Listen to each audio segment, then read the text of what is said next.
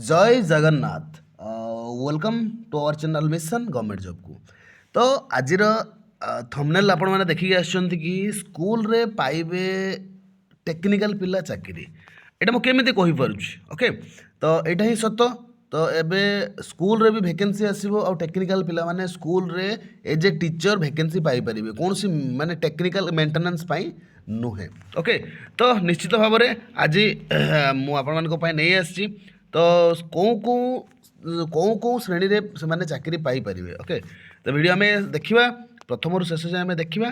ता पूर्व कहि रखिबे आपण जदि चैनल नुआ अछंती ताले सेम थिंग चैनल को लाइक कर दियंतु, वीडियो को शेयर करंतु आउ ऑल नोटिफिकेशन भी दबाई दियंतु। ओके, तो जदि किसी डाउट थाए निश्चित भाव में कमेंट करेंगे। जदि किसी डाउट न थाए ताने मत कॉम्प्लीमेंट भाई आपण माने कमेंट करेंगे।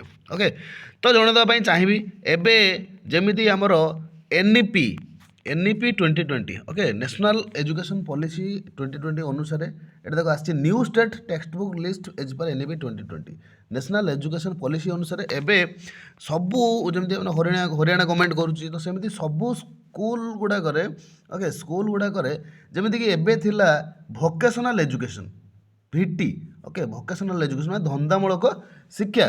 तो सेटा के क्लास रे थिला 9th आउ 10th रे। ओके, 9th आउ 10th रे सब बहुत बड़ बड़ माने स्कूल जो स्ट्रेंथ अधिक से स्कूल गुड़ाक से दिया होता। ओके, टेक्निकल पिला सब चाकरी करुँच। ओके, तो सेटा नुआ कथा कौन तो जेहेतु नंबर ऑफ वैकेंसी से कम थिला केवल 9 क्लास आउ 10 क्लास रे पिला मानकु सी 10 क्लास रे से वोकेशनल एजुकेशन दउथला। बट एबे से कौन करिछि देखो new state text book list as per NEP 2020। तो ये सी एड करिछि षष्ठ श्रेणी रे। देखिए, तो सब्जेक्ट ये आपको शो होछि, मु देखे देबी षष्ठ श्रेणी, सप्तम श्रेणी, ओके आउ अष्टम श्रेणी। ओके, तो 6-7 आने 6 पाखरु नहीं कि 8 पर्यंत। ओके, तो 6 पाखरु नहीं कि 8 पर्यंत ये एड है आ 9-10 आगुरी थिला माने 6-7-8-9 आउ 10 1 2 3 4 5 5टा श्रेणी रे माने भोकेशनल एजुकेशन पाठ पढ़िबे। तो 6 पाखरु जणे पिला धंदामूलक शिक्षा से नब। ओके, तो धीरे धीरे शिक्षार जो पॉलिसी चेंज होउची। ओके, सिलेबस चेंज होउची। तो धंदामूलक शिक्षा को अधिक प्रायोरिटी दिया जाउची। तो टेक्निकल पिला माने ता पई एलिजिबल हेई परिबे। देखि पार तू एठी देखो ये सब दे देला एठी ग्रेड को ग्रेड रे माने को ग्रेड रे कोन सब्जेक्ट रहइबो, name of the book and number of book केतरा बुक रहइबो। देखो प्रथम श्रेणी कथा कहला उड़िया मैथ। ओके, उड़िया और मैथ ओनली उड़िया और मैथ। तो तार बुक ना हो झुलण उड़िया झुलण 1 गणित खेल। द्वितीय श्रेणी रहा उड़िया मैथ। ओके, झुलण 2 मजा मजार आम गणित शिखा। ओके, से तृतीय एतिक देखो ईवीएस गोटे रोचे आर्ट एजुकेशन फिजिकल एजुकेशन एमती रोचे। ओके, चतुर्थ देखिपु पंचम बट ये षष्ठ श्रेणी आसी जाऊँगी।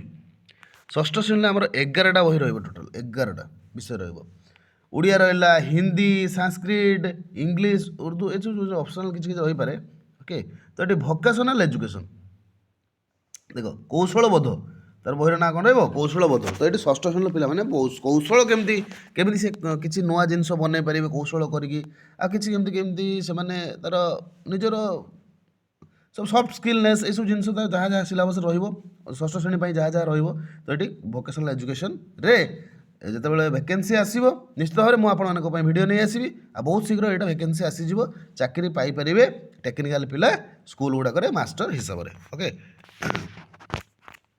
तापर ये देखो जो सप्तम श्रेणी आसीगला सप्तम श्रेणी एटी भी रोचे कौशल बोध। Okay, vocational education. ओके, तापर अष्टम श्रेणी देखो अष्टम श्रेणी भी से 11टा बही रही हूँ भोकेशनल एजुकेशन कौशल बोध। ओके, तो निश्चित भाव में आशा करुँची ये मोर इनफर्मेशन आप इनफर्मेटिव रहिबो। ओके, तो जमी बर्तमान नवम श्रेणी आ 10म श्रेणी रे कौन होउची ना थर्ड लैंग्वेज रे निया होउची। थर्ड लैंग्वेज भी TLV।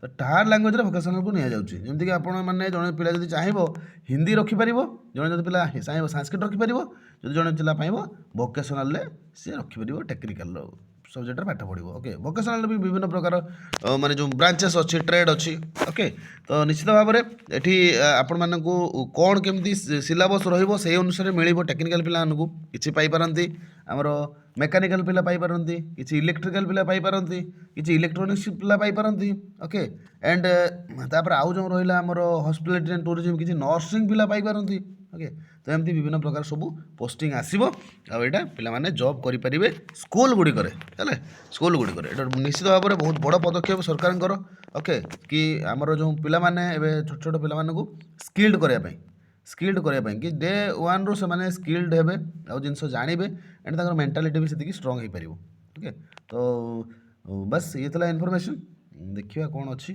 षष्ठ श्रेणी रे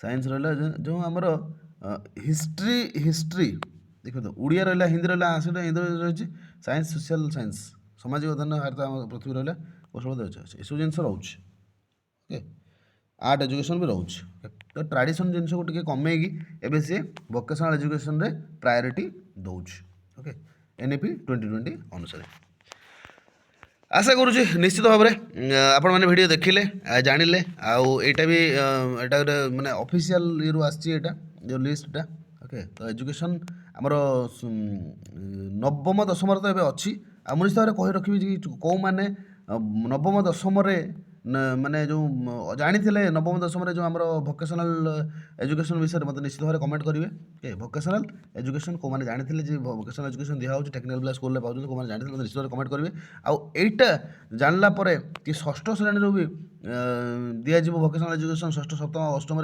नवम दशम जानला केते जन को खुशी लगुच कि जहाँ गोटे भल पदक्षेप है आम भी स्कूल चाकरी करवा ओके निश्चित भाव मत कमेंट कर जनइबे ओके थैंक यू बेस किसी कहूनी आपण मानकर कौन डाउट अच्छी मत कमेंट करेंगे आम वीडियो कथा thank you for watching the video stay happy bye bye.